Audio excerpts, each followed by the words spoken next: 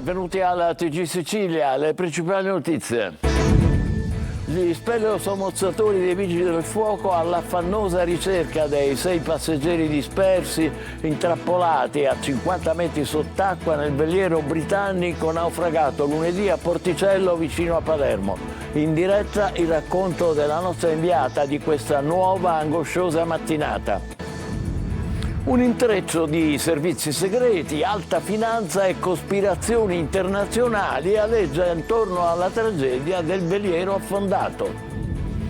Catania, confisca di 100 milioni per Antonino e Carmelo Paratore, padre e figlio già agli arresti a capo di uno dei gruppi imprenditoriali più importanti della Sicilia orientale, che avrebbe costruito un vero impero con i soldi della mafia. In carcere a Pozzallo e a Palermo gli autori di 2 tentate violenze sessuali nei confronti di giovani vittime. Catania, 20 tonnellate di cenere in un giorno solo nell'800. È il primo bilancio della raccolta della cenere vulcanica riunita nelle isole ecologiche catanesi, che si sommano a quelle della raccolta porta a porta. Torna il caldo, per fortuna sotto i 40 gradi, ma a fine mese si farà rivedere la pioggia. Intanto a Stromboli si fa la conta dei danni causati dal maltempo. Tutti in tuta gold per applaudire Mahmood ieri sera alla Summer Fest alla Villa Bellini di Catania. Il cantante italo-egiziano ha entusiasmato migliaia di fan con le sue super hit. Calcio, mercato e campo per le siciliane, colpi in entrata e lavori sul campo in vista degli impegni di campionato.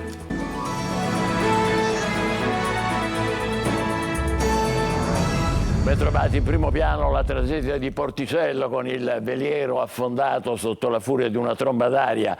Continuano le ricerche, per ora senza esito, dei 6 dispersi da parte dei sub, che sono riusciti però a entrare nello scafo adagiato sul fondale. Ma sentiamo gli aggiornamenti dell'ultima ora dalla nostra inviata Adelaide Barbagallo. Sì, è il terzo giorno di ricerche a Porticello dei 6 dispersi del Baiesan, ma finora senza esito. I sommozzatori sono riusciti ad entrare nella cabina dell'armatore, ma non hanno trovato alcun corpo. Continuano a perlustrare il super yacht, lo yacht di lusso. Sono tantissimi e molto ampi gli ambienti e quindi non è facile, occorre del tempo che i sommozzatori non hanno molto per stare giù in fondo a 50 metri per la pressione dell'acqua. In loro soccorso verrà una squadra dei Vigili del Fuoco di Genova con attrezzature che consentiranno di rimanere più a lungo sott'acqua. Intanto la Capitaneria di Porto ha messo a disposizione un robot che può scendere a 300 metri di profondità e può rimanere sotto per 6-7 ore. Il robot farà delle immagini che saranno utili alla Procura di Termini Imerese, che sta indagando su questo naufragio per capire soprattutto la dinamica. Sentiamo il servizio. Vanno avanti senza sosta le ricerche dei 6 dispersi nel naufragio del super yacht britannico Baiesan, affondato a mezzo miglio dalla costa di Porticello poco prima dell'alba di lunedì, mentre nella zona imperversava una violenta tromba d'aria. All'appello mancano il magnate britannico Mike Lynch e la figlia Hannah, il presidente della Morgan Stanley International Jonathan Bloomer e sua moglie Anne, l'avvocato Chris Morvillo e la moglie Nada. I sommozzatori della Guardia Costiera stanno ispezionando lo scafo con un robot telecomandato, mentre gli speleosub dei Vigili del Fuoco sono riusciti ad aprirsi un varco per accedere all'interno dell'imbarcazione, dove si ritiene siano intrappolati i corpi dei dispersi. Operazioni non semplici, anche perché i sub hanno in totale 12 minuti a disposizione per poter raggiungere il veliero, entrare all'interno e poi riemergere. 2 minuti servono solo per scendere e poi risalire, quindi in 10 minuti possono stare sott'acqua. Sul naufragio del Baiesan indaga la Procura di Termini Imerese. Tanti gli aspetti che lasciano perplessi e da chiarire. Anche i pescatori di Porticello non riescono a spiegarsi come uno yacht considerato sicuro sia potuto colare a picco in un minuto. Un grande veliero, un grande yacht come questo, così grande, come fa ad affondare secondo lei, che è un uomo di mare? Il tipo di yacht che c'era là, c'ha la chiglia retrattile, essendo che non c'era mare grosso, l'hanno ridotto di immersione. All'atto che è arrivato questo fortunale non aveva più la sicurezza di stabilità avendo la chiglia retrattile. Basta una semplice giravolta così, la barca ha fatto... Si è fiancheggiata, l'albero di sicuro ha toccato l'acqua, un albero di 70 metri toccando l'acqua diventa 1000 tonnellate e la forza il baricentro della barca si è spostato, si è inverso e l'albero si è trainato la barca giù. I 15 superstiti intanto si trovano nel resort Domina Zagarella, blindati e coperti dal più assoluto riservo.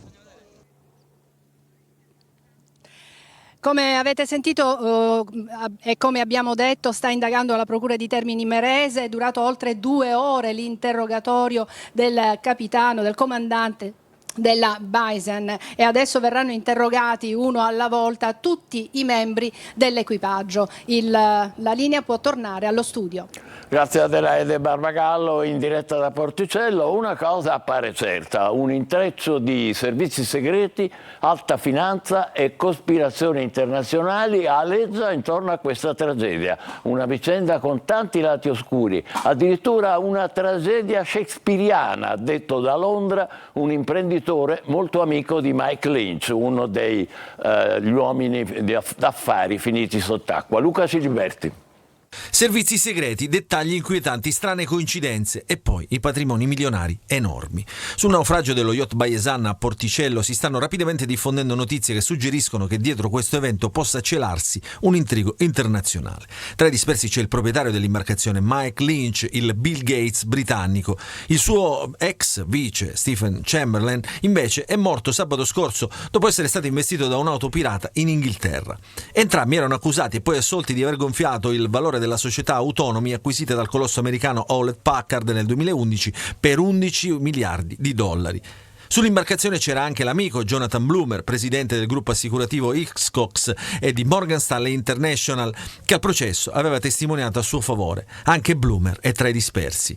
Mike Lynch e Stephen Chamberlain poi non erano solo uomini di affari di successo, erano profondamente inseriti in reti di potere globali. Dopo la vendita di Autonomy a Hewlett Packard nel 2011 si sono concentrati su Darktrace, una delle aziende più avanzate nel campo della sicurezza informatica. Darktrace era una società strettamente legata ai servizi segreti di tutto il mondo e arruolava tra le sue fila ex membri di MI5, MI6, FBI, NCA e CIA.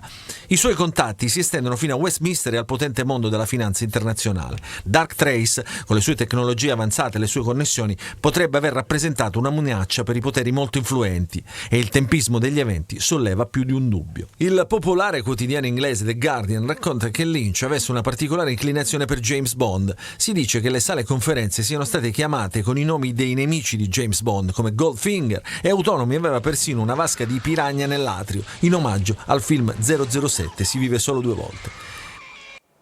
E i poliziotti in servizio con le moto d'acqua a Catania hanno soccorso in mare una barca a vela in navigazione a Baccarizzo. A bordo c'era un uomo che era caduto dentro la cabina, procurandosi una grave ferita alla testa. Nonostante il forte vento e il mare mosso, come vedete, gli agenti, affiancati da un battello della Guardia Costiera, hanno raggiunto l'uomo, eccolo lì nella sua barca, e lo hanno consegnato al 118.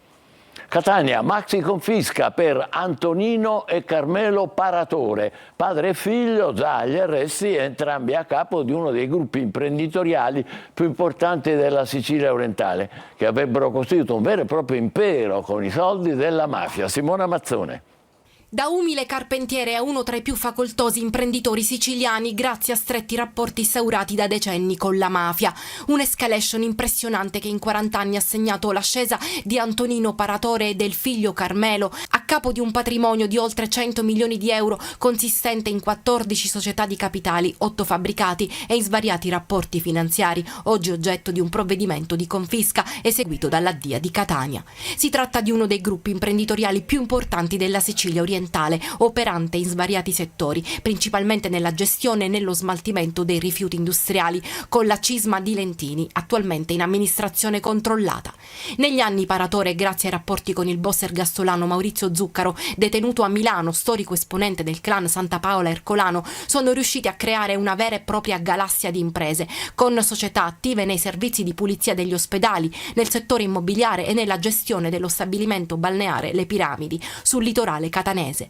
Proprio alla fine degli anni 90 gli investimenti della famiglia sono legati a massicce emissioni di capitali non giustificate se non dalla provenienza illecita connessa a Zuccaro, un legame testimoniato anche dalla presenza dei Paratore al battesimo della figlia del boss e al matrimonio del primogenito, anche lui condannato per mafia e che secondo i giudici è proprio all'origine dell'impennata economica degli imprenditori. L'indagine avviata nel 2020 dalla DIA ha infatti preso in esame la posizione dei Paratore, già arrestati nel corso dell'operazione denominata Piramidi. A Pozzallo un uomo ha tentato di abusare della cugina. L'uomo ha provato a caricarla in auto con forza, ma di fronte alle resistenze della ragazza ha cercato di consumare la violenza sul posto, per fortuna senza riuscirci, poi la denuncia e l'arresto. A Palermo è finito in manette l'uomo che ha tentato di violentare una ragazza la notte di Ferragosto. Manlio Viola. Ferragosto con aggressione sessuale in provincia di Palermo e in particolare sul lungomare di Balestrate, località molto frequentata in estate, quasi al confine fra le province di Palermo e Trapani. I carabinieri della compagnia di Partinico hanno eseguito un fermo di indiziato di delitto nei confronti di un giovane di 27 anni accusato proprio di violenza sessuale. Lo scorso 15 agosto sul lungomare di Balestrate la vittima, una ragazza di 19 anni, sarebbe stata abusata dall'indagato suo conoscente con il quale insieme ad altri amici aveva deciso di trascorrere la serata di Ferragosto in spiaggia. Le indagini sono partite dal racconto della ragazza. Il giovane avrebbe abusato della 19enne dopo averla convinta ad allontanarsi dal gruppo e una volta soli, nonostante il rifiuto, l'avrebbe aggredita sessualmente. Proprio al rifiuto della ragazza le avrebbe procurato anche alcune lesioni. La ricostruzione della vittima coincide con le testimonianze raccolte dagli investigatori che hanno ascoltato tutti i presenti alle varie fasi della vicenda. Questo ha consentito ai carabinieri di identificare il 27enne e muovere le accuse di violenza. Sulla base delle prime indagini, il GIP di Palermo ha disposto la misura cautelare in carcere. Appare crescente il numero di denunce presentate dalle ragazze per episodi di questa natura. Un'altra vicenda risalente a sabato scorso ha portato ieri a un fermo a Gioiosa Marea, ma sono numerosi gli episodi in giro per la Sicilia. Catania, 20 tonnellate di cenere in un giorno solo e soltanto nell'800 della città. È il primo bilancio della raccolta della terra vulcanica portata nelle isole ecologiche catanesi, che si somma a quella raccolta porta a porta. Il piano di pulizia straordinario andrà avanti per 4 settimane. Eva Spampinato. La Task Force Cenere ha lavorato senza sosta, notte e giorno, per raccogliere la cenere vulcanica conferita dai catanesi nelle 3 isole ecologiche fisse e nelle 6 isole mobili sparse per la città. E questa mattina gli uomini della Gema, che stanno ripulendo Catania in sinergia con le ditte Ecocar e Supereco, hanno completato il giro del centro portando via decine di sacchetti da Viale Ionio a Corsa Italia. In un solo giorno e nel solo lotto centro sono state raccolte già 20 tonnellate di cenere. La raccolta porta a porta verrà effettuata per le prossime 4 settimane e mercoledì sarà il prossimo giorno utile per conferire i sacchetti davanti le proprie abitazioni. I cittadini potranno depositarla martedì dalle 20:30 alle 22 insieme con la carta, ma in sacchetti separati e con la cenere in sacchi trasparenti, vietati quelli neri. In questo quadro diventano cruciali anche i punti di raccolta mobili e fissi. La Gema fa sapere che nei 4 punti mobili di raccolta cenere da loro gestiti la risposta è stata scarsa, con circa una decina di sacchi depositati per ogni punto. Sempre la Gema intanto ha intensificato l'attività di spazzamento sia manuale che meccanico, con un piano straordinario, turni extra e personale extra assunto appositamente per questa attività. Anche la pulizia delle strade continua senza sosta, come continua con uno sprint in più la pulizia dei tombini. Sono 2 le spade di Damocle sulla testa dei catanesi: la pioggia, che arriverà presto e sarà un pericolo se dovesse arrivare torrenziale, come è successo negli scorsi giorni in altre zone della Sicilia, e una possibile nuova eruzione dell'Etna che potrebbe vanificare tutto il lavoro svolto sino ad ora. Ma eccoci appunto al meteo, dopo una breve tregua ritorna il caldo, per fortuna al di sotto dei 40, ma secondo gli esperti a fine mese potrebbe appunto tornare la pioggia. Intanto a Stromboli prosegue la conta dei danni causati dal maltempo. Francesco Aloi.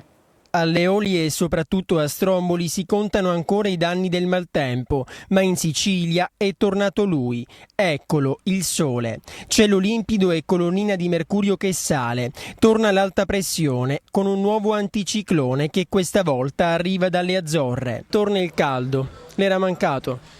No, non mi era mancato. Le temperature dovrebbero oscillare tra i 30 e i 35 gradi, lontane dai 40. Il grande caldo delle scorse settimane quindi non dovrebbe esserci. Sul finire della settimana si potrebbero raggiungere anche i 37-38, ma complessivamente questo finale di agosto vedrà temperature non troppo eccessive. Qualche giorno all'insegna del bel tempo, poi a fine mese potrebbero tornare i temporali. Si potrebbero avere anche brevi periodi associati a temporali sparsi. Nel frattempo l'estate continua, con spiagge prese d'assalto e centri storici pieni di turisti, tra chi spera che duri ancora a lungo e chi invece aspetta il freddo e soprattutto la pioggia.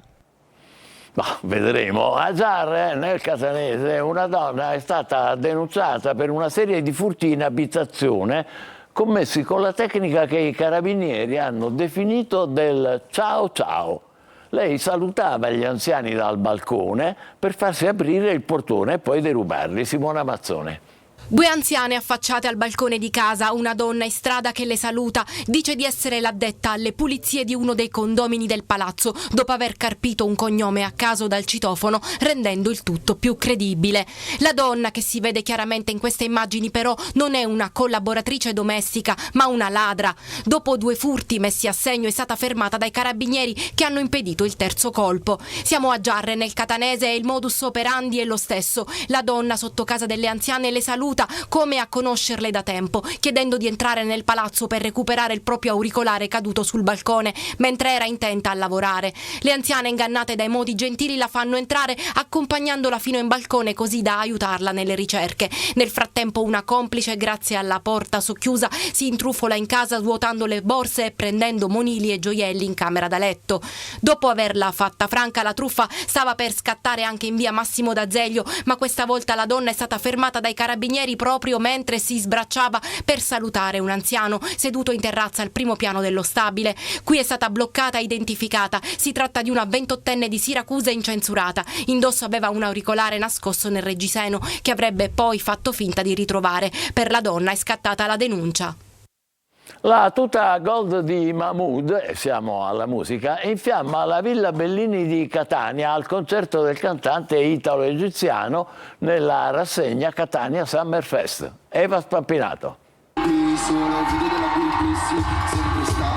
Tutti si aspettavano la tuta gold, ma Mahmood ha sorpreso il pubblico catanese con un look alla Robbie Williams primi 2000, una magliettina sottilissima, effetto corpo senza pelle.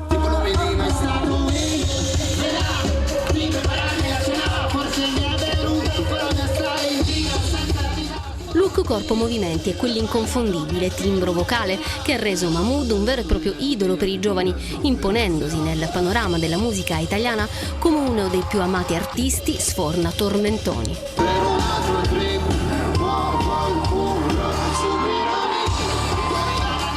Il cantante italo-egiziano, in concerto alla Villa Bellini per la rassegna Catania Summer Fest, ha portato i suoi brani più celebri, dalla fortunata tuta gold dello scorso Sanremo a Soldi, brividi. Per me sarà un volo diretto all'aldilà di me.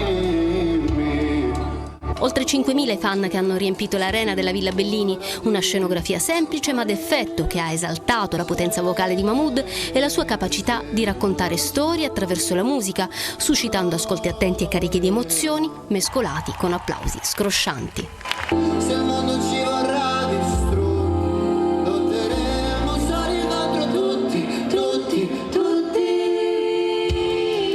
Forse non è naturale che mi chiedi come sto, ti dico male. Evviva, facciamo la nostra pausa tra poco per il calcio. Sirico, più vicino al Palermo, Catania lavora per la partita di sabato a Sorrento. State con noi, vi aspettiamo.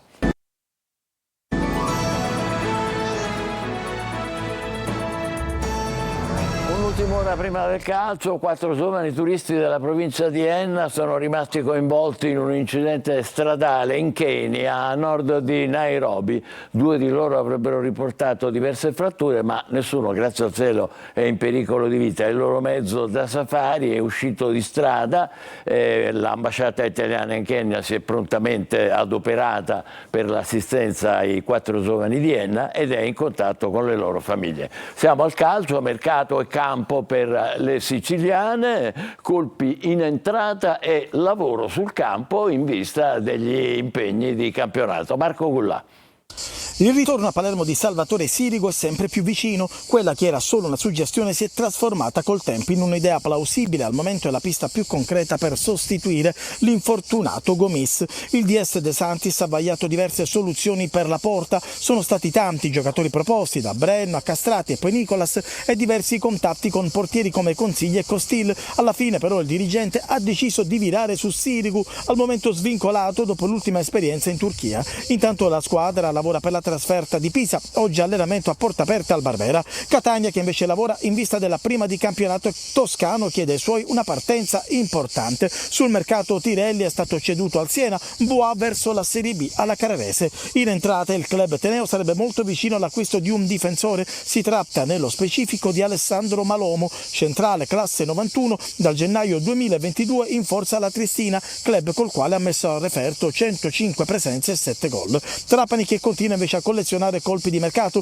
granata ad un passo da Artur Ionita, centrocampista svincolatosi dal Pisa, che piace molto anche a Lecco. Il Trapani però sarebbe in vantaggio e nella giornata di oggi potrebbe già trovare l'intesa sulla base di un accordo biennale. Messina che lavora verso il Potenza, ieri allenamento pomeridiano al Marullo, domenica sarà assente l'attaccante Petrungaro che dovrà scontare un turno di squalifica.